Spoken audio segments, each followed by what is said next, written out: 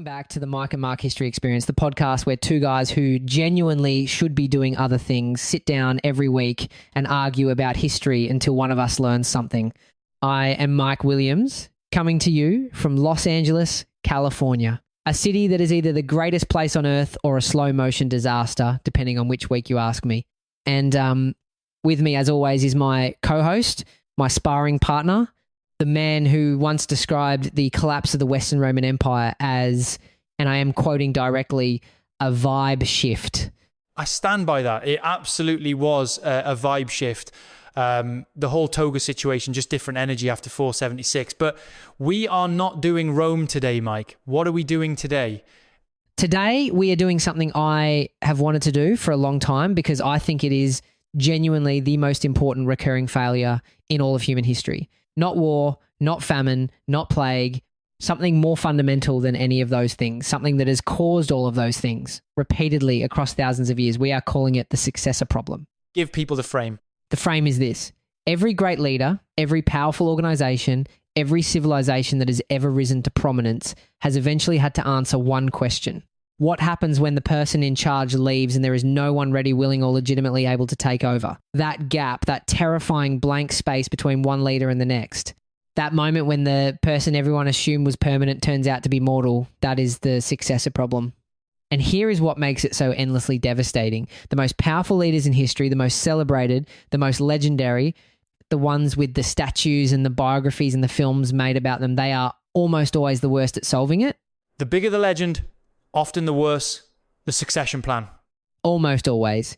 And today we are going through 6 of history's most consequential leaders to show exactly how and why. Louis XIV, Elizabeth I, Abraham Lincoln, George Washington, Napoleon Bonaparte, Otto von Bismarck. We are going to use each of them as a lens on the successor problem. And then because this show is not a history lecture, but a conversation about things that actually matter, right now, we are going to drag every single one of these case studies into the present day because the successor problem is not solved. It is happening right now in boardrooms and parliaments and tech campuses and school districts and family businesses all over the world. Including, I want to say up front, this podcast, we have no succession plan.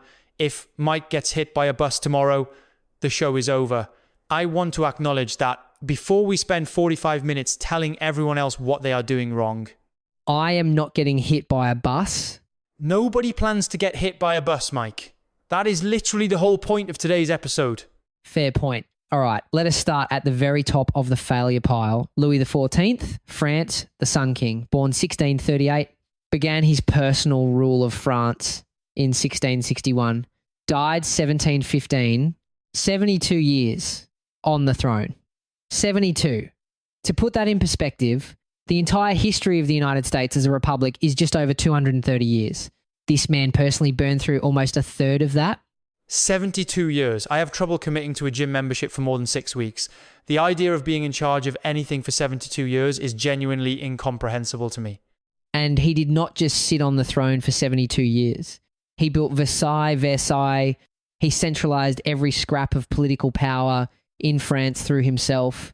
He suppressed the French nobility. And here is the detail I love, because it tells you everything about how Louis thought he did not suppress them through violence. He invited them to Versailles and turned the daily rituals of court life into an elaborate, all-consuming performance. Who stood next to the king at the morning ceremony where the king got out of bed, who handed him his shirt, who was permitted to attend which ceremony and in what position. He created an entire system of symbolic proximity to himself. And the French aristocracy spent so much time competing for that proximity that they had no time, no energy, and no independent power base for anything else. It is one of the most sophisticated political maneuvers in history. And what gets me about Louis, the thing that makes him feel like a real person rather than a political concept, is that he was genuinely good at it. He was not a fraud performing power. He woke up every morning and committed to it completely. There are accounts of him conducting actual state business, signing letters, hearing reports, making decisions while being dressed by courtiers whose entire aristocratic identity depended on being allowed to hand him his coat. He turned getting dressed into an act of political theatre. That takes a specific kind of genius. He also apparently had a spectacular appetite. His sister-in-law documented what he ate at a single sitting: 4 full plates of different soups, a whole pheasant, a partridge, a large plate of salad, a whole leg of mutton, 2 thick slices of ham, a dish of pastry, fruit, and hard-boiled eggs. She watched this happen regularly. A man with absolutely no doubts about himself on any front whatsoever. Not one. And that total self-confidence, which served him brilliantly for 72 years, is precisely the thing that made him incapable of imagining the institution without himself at the centre of it.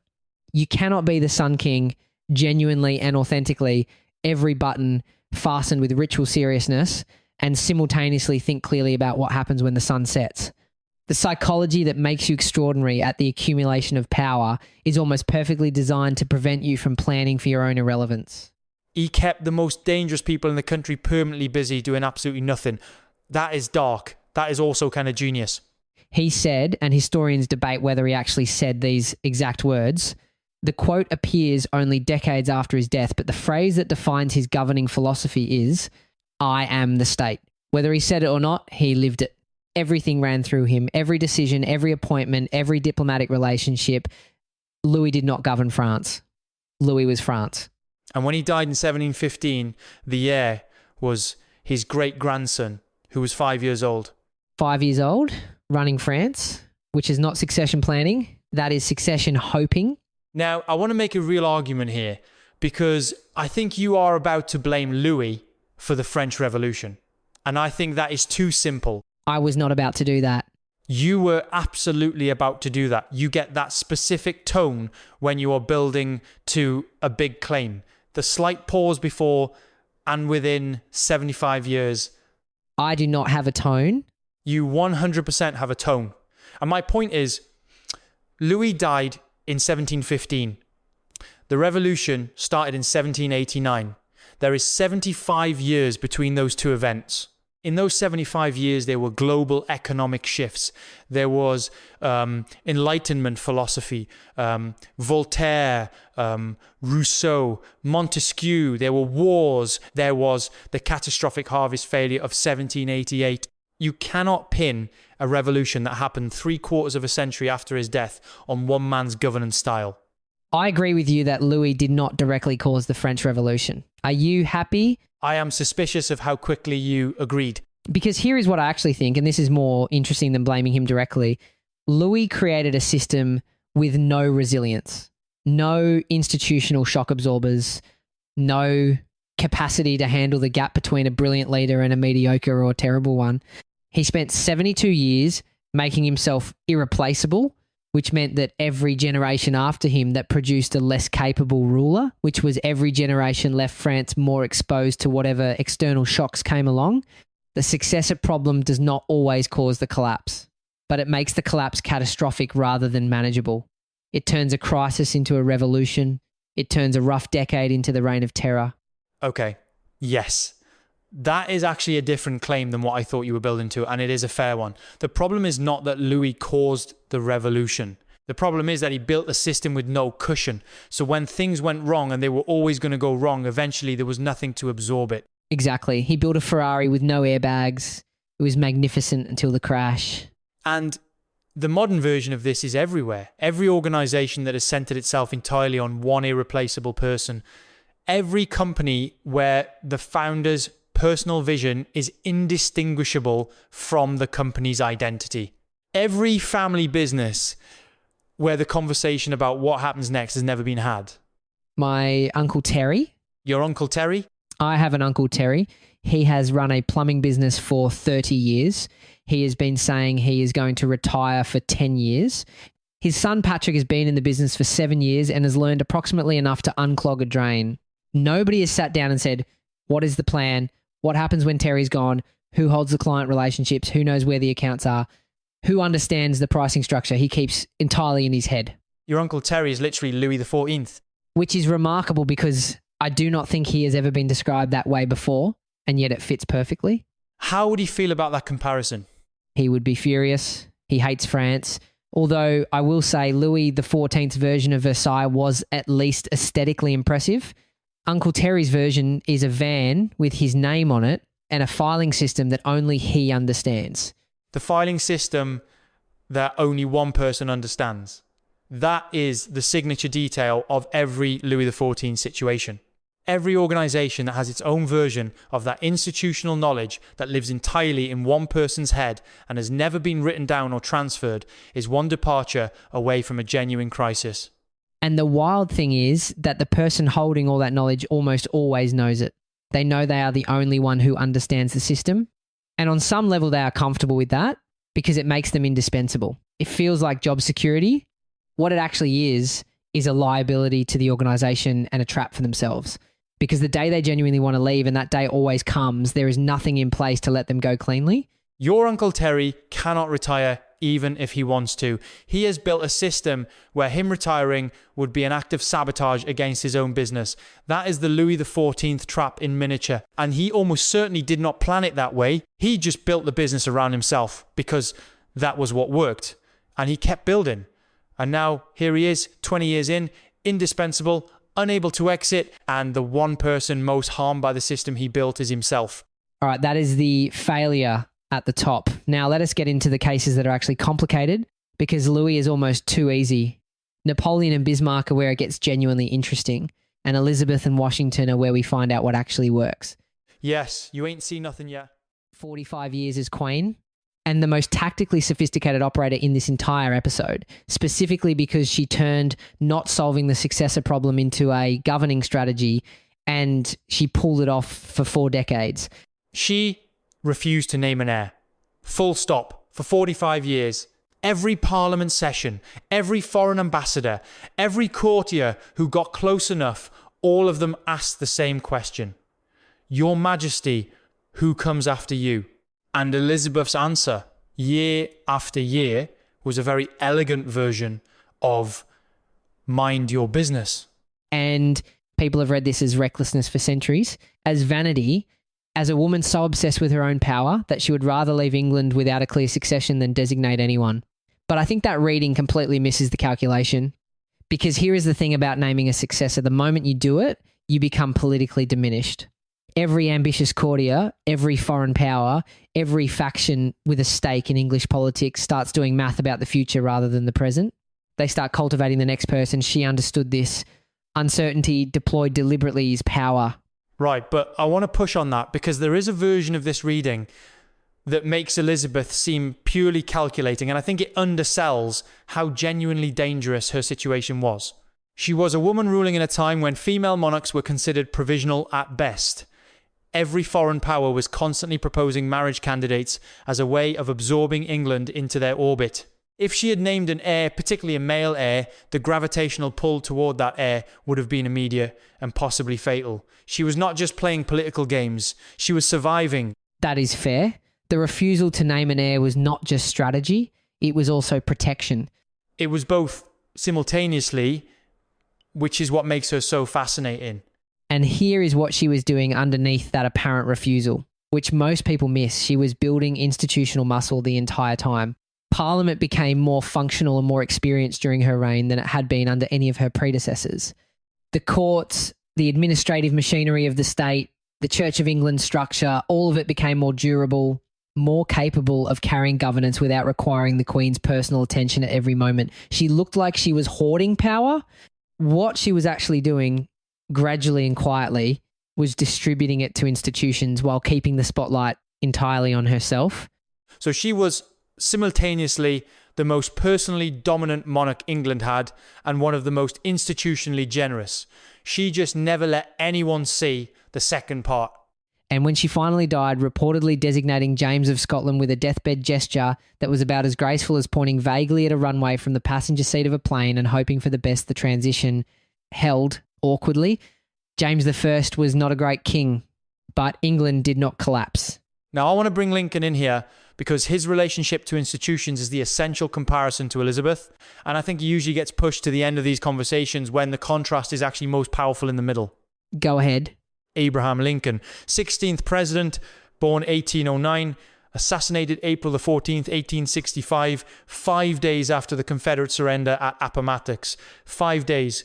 and what he was building in the middle of a civil war and the conditions of almost unimaginable political pressure was a Reconstruction framework deliberately designed to outlast any single administration, malice toward none, charity for all. He had enormous institutional faith. He believed in Congress, in the Constitution, in the democratic process, even when they were making his life genuinely miserable. And then John Wilkes Booth walked into Ford's Theatre and ended it. Andrew Johnson took over. Vetoed the Civil Rights Act of 1866, a veto Congress overrode, which tells you how far outside the mainstream Johnson was, and the framework Lincoln had built began to collapse almost immediately. Within a decade, the former Confederate political class had reasserted control over the southern states. The promise of Reconstruction land, citizenship, civil rights, genuine political participation for Black Americans was systematically dismantled, and the consequences of that failure echo directly, immediately, powerfully into the present day. The structural inequalities that persist in American life right now in 2025, the unfinished business of American democracy, a direct line runs from Andrew Johnson's vetoes in 1866 to policy debates happening this very week. Okay. And here is where I want to make a real argument. I think Lincoln's Reconstruction plan would have worked. I genuinely believe the framework he was building was strong enough to carry the post-war transition. His particular genius for moral persuasion, for holding impossible political coalitions together, that was exactly what that specific historical moment required. And I think that is romantic, and I think you are wrong. Here we go. I am serious. The structural forces arrayed against Reconstruction were not going to yield to good governance and moral argument. The former Confederate political class was not going to accept black citizenship gracefully because Lincoln was eloquent. The economic interests of the planter system, the depth of racial hostility in the South and, frankly, significant parts of the North, these were not things even Lincoln could have dissolved with the right speech. I think he was irreplaceable, and I think he still might not have been enough. So your argument is simultaneously that Lincoln was individually indispensable and that even he might have fallen short? Yes, because those two things are not contradictory. A problem can be so enormous that the best possible person for it still might not solve it completely. That does not make Lincoln's assassination less tragic. It makes it more tragic because even the best case scenario was going to be a brutal, grinding fight with an uncertain outcome. I hear that. I still think you are underestimating him. And I think part of what you are doing is reading the failure of Reconstruction backward onto Lincoln. You know, it failed under Johnson, and you are allowing that knowledge to colour your estimate of what Lincoln could have done. But Lincoln's coalition building was genuinely without parallel in that era. The 13th Amendment passed because of him. The way he held the Republican Party together through 4 years of catastrophic war, managing the radical wing and the moderate wing simultaneously, that is exactly the skill Reconstruction required. I think you are being too pessimistic. And I think you are letting the legend do work that the evidence does not fully support. Lincoln was extraordinary. He was also operating inside a political system with structural features that worked against everything he was trying to do. The Supreme Court was hostile. The former Confederate states were going to resist by every means available to them. The northern business class had limited appetite for the kind of sustained federal intervention that real Reconstruction would have required. I am not saying Lincoln would have failed completely. I am saying the honest answer is we do not know, and we will never know. We will never know. And that is its own kind of wound in American history. The assassination ended the experiment before it ran. And the consequences of that, the failure of Reconstruction, the century of Jim Crow that followed, the structural inequalities that persist right now, a direct line from Johnson's vetoes to this week. The successor problem in Lincoln's case did not just affect one presidency, it shaped the next 150 years of American life. And that is why we are talking about this, not as ancient history, but as a living wound. Now, Napoleon, because Napoleon is where the argument gets really sharp and really modern. Napoleon Bonaparte, born 1769, died 1821. Inherited a France that was genuinely ungovernable. The revolution had eaten itself. The Directory had collapsed. The country was broke and exhausted and losing wars. And in roughly 5 years, stabilized it completely. The Napoleonic Code, Napoleonic Code, remains one of the great legal achievements in history. His administrative reforms are still visible in French governance today. The man was not just a military genius. He was an organizational genius of the First Order, and yet, in 1804, in Notre Dame Cathedral, the Pope himself, Pius VII, has made the journey to Paris to provide religious legitimacy to Napoleon's coronation as emperor. And in the moment when the Pope goes to place the crown on Napoleon's head, Napoleon takes the crown out of the Pope's hands and crowns himself. He physically crowns himself emperor in front of the Pope and every dignitary in Europe who came to witness the occasion. Which is historically the equivalent of writing your own 5-star review on a platform you also own under a username that is also yourself. And in that gesture, Napoleon made France's future dependent on his personal bloodline and battlefield success, not on any institution that could survive without him. And when Waterloo came in 1815, there was nothing underneath. No accepted system, no agreed succession. The Bourbons came back. The exact monarchy the revolution had destroyed because Napoleon had not built anything durable enough to offer an alternative. Now, I want to defend Napoleon slightly. Of course you do. I am serious. He was not being purely vain. Britain, Austria, Prussia, these powers genuinely wanted to undo revolutionary France and restore the old monarchy. Republican weakness was genuinely dangerous to France's physical survival. You do not have the luxury of building patient, durable institutions when 3 major powers are actively trying to destroy your country. I agree with that. Up to 1804, the defensive logic holds through the consulate, but by 1804, he had stabilised France. He had won the major military campaigns. He had negotiated the Concordat with the church. He had produced a legal code. At that point, he had options. He chose the crown. That was not defensive. That was ambition dressed up as necessity. That is fair. It is, isn't it? Do not be smug about it. I am going to be a little smug. The lesson Napoleon offers for the present day, and I want to be very clear that we are talking about Napoleon, who has been dead since 1821, and not about any living executive, founder, or political figure. Very dead. Completely safe on that front. Is that the charismatic savior who replaces the corrupt old system with himself is history's most seductive and most dangerous archetype. And it is the dominant mode in multiple industries right now. The founder whose personal brand is indistinguishable from the company, the CEO whose departure would cause a 20% drop in the stock price. The whole philosophy of only I can see clearly enough to navigate this. That is Napoleon in a different century in different clothes. And if you are getting something from this conversation, please share this episode. We are independent, we are listener powered, and word of mouth is everything to us.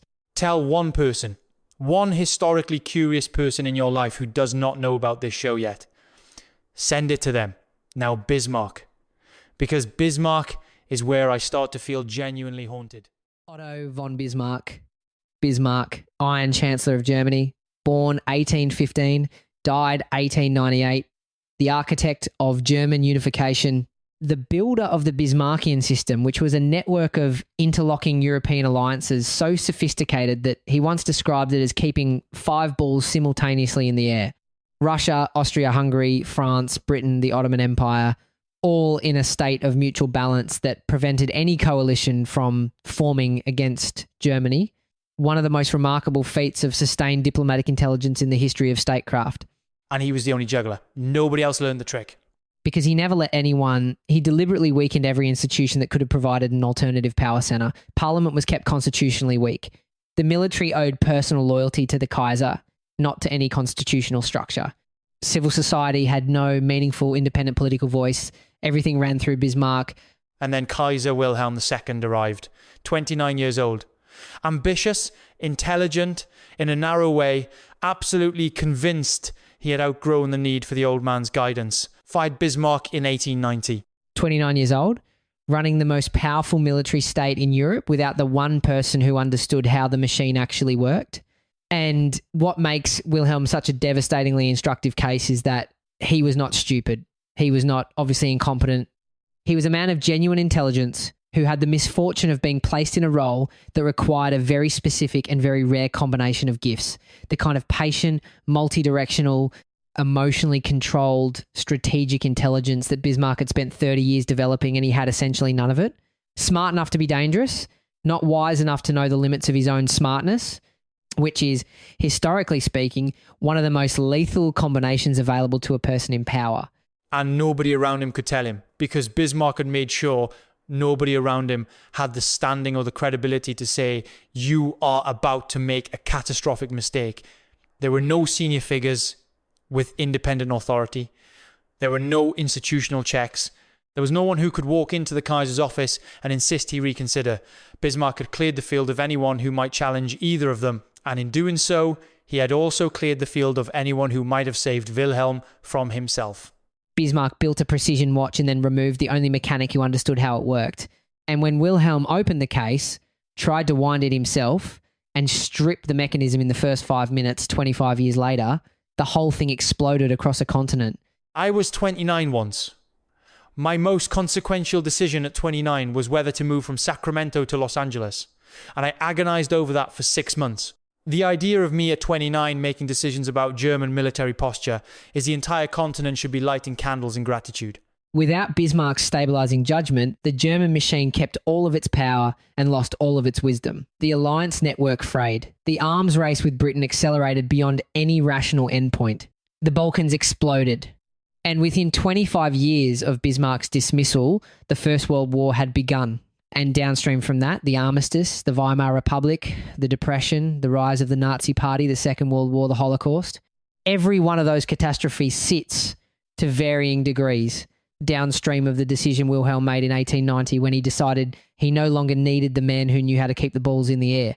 And I want to name that directly because it is important.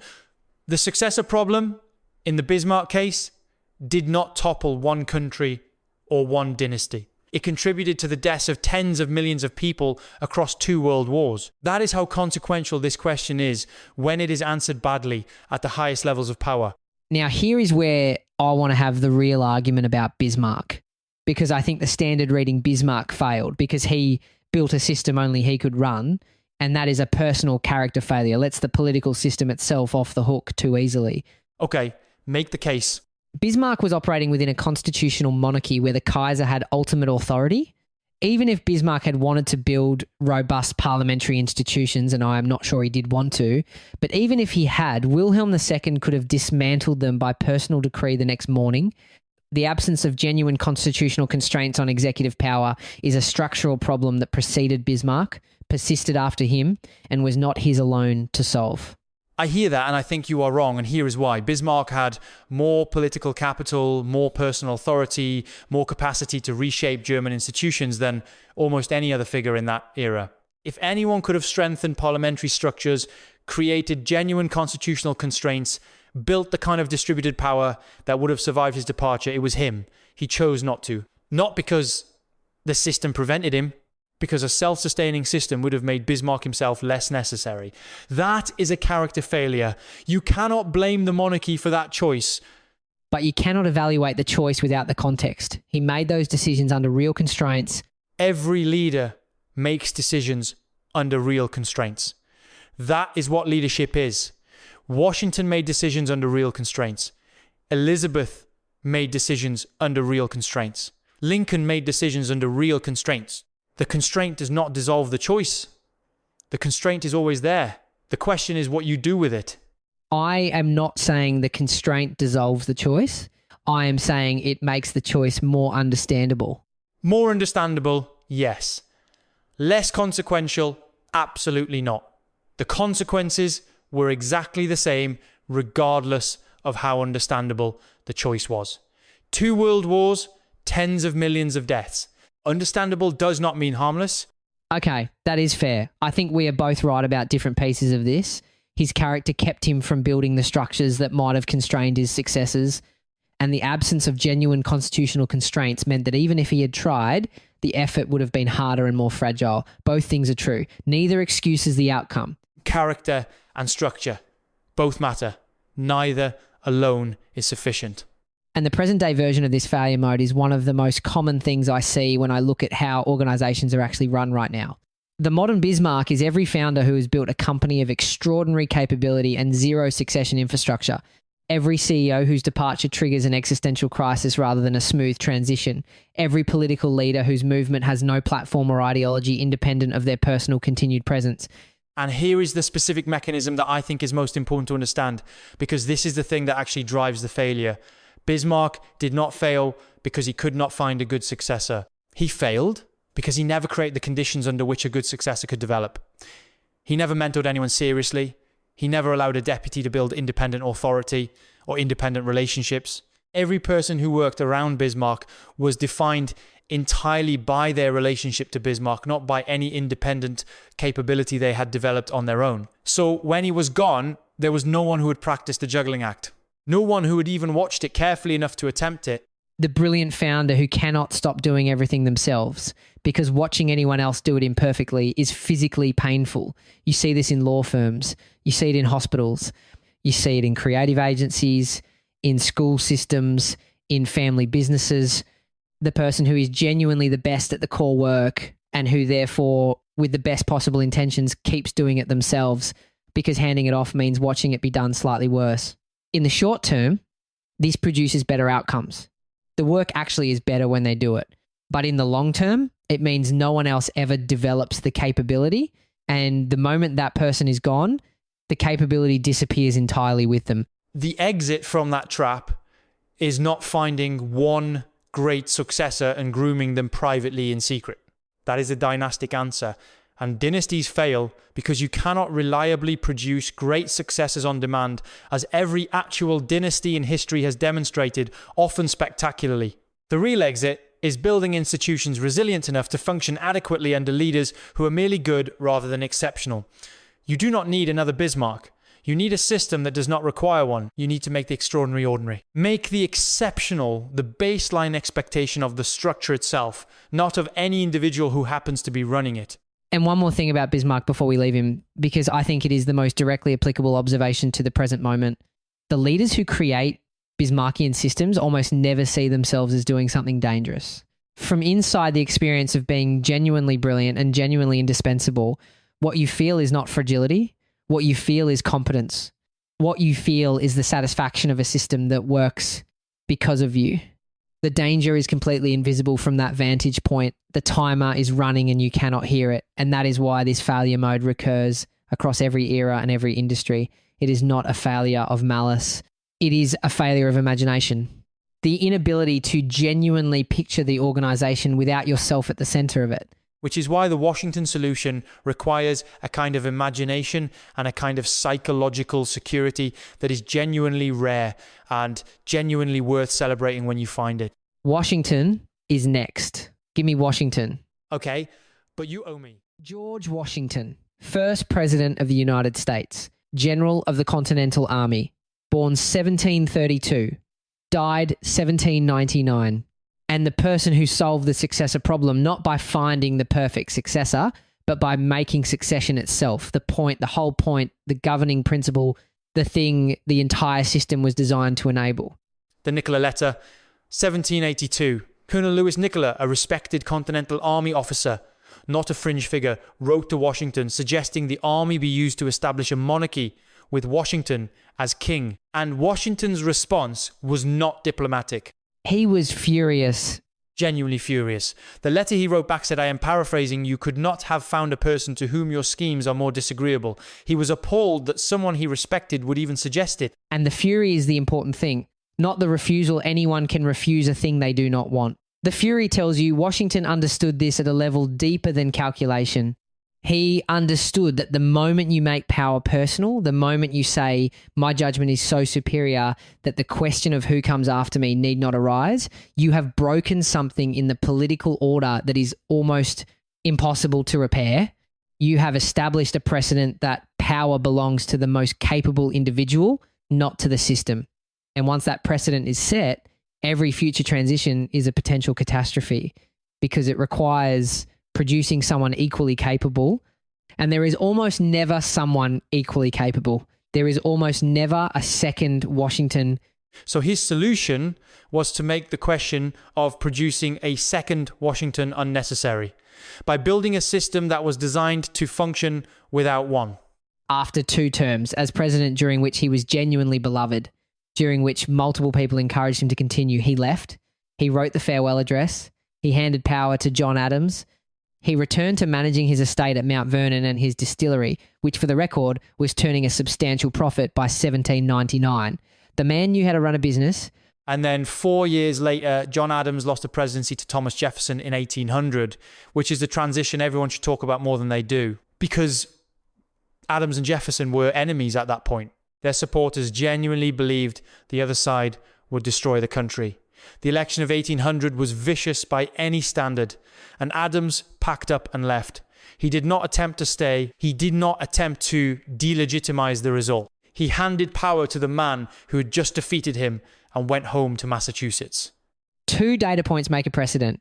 Washington left voluntarily. The Republic held. Adams lost and left voluntarily. The Republic held again. The system is bigger than any individual who holds it. Power is temporary. Power is transferable.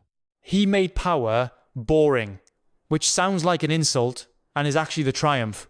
Later presidents could be mediocre. Some were catastrophically bad, and the system absorbed it and continued. Not because Washington's genius persisted, because the habit he created persisted. The institutional muscle memory, the precedent that said you serve and then you leave and someone else serves and they leave too and the Republic continues without you. Now, I want to say something about Washington that the legend tends to erase, because I think the honest version of this is more instructive than the hagiographic version. Washington was not selfless. He was a Virginia planter who owned enslaved people. He had complicated personal interests throughout his political career. He was not a saint who transcended human nature. What he was, and this is what actually makes the Washington case useful rather than just inspiring, was a man who understood that his own long-term interests were better served by leaving gracefully than by staying indefinitely. The legacy he wanted, the reputation he cared about, the survival of the political project he had helped build, all of those things were better protected by voluntary departure than by permanent consolidation. The self-interest calculation came out on the side of restraint. And that combination, clear-eyed self-interest, plus institutional wisdom, plus sufficient personal security to not need the validation of continued power, is the rarest combination in political leadership. Now, here is where I want to have the argument that I think is the real unresolved tension at the center of this entire episode. Because everything we have said today implies that the Washington solution is available to any leader who is wise enough to choose it.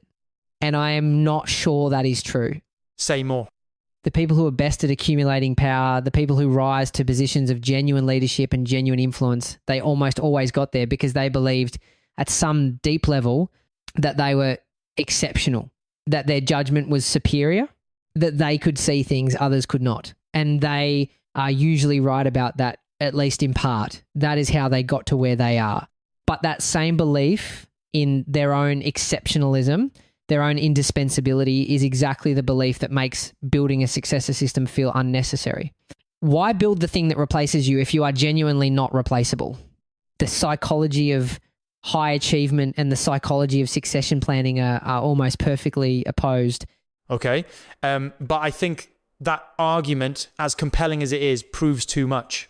Because if the psychology of high achievement makes succession planning psychologically impossible, then Washington is just an inexplicable anomaly and there is nothing to learn from him. And I do not think he was an anomaly. I think he was someone who had worked out through experience, through watching what happened to leaders who did not let go, through his own very clear-eyed understanding of how power corrupts the people who hold it, that the thing he would regret most, the failure he most wanted to avoid, was becoming the thing he had fought against.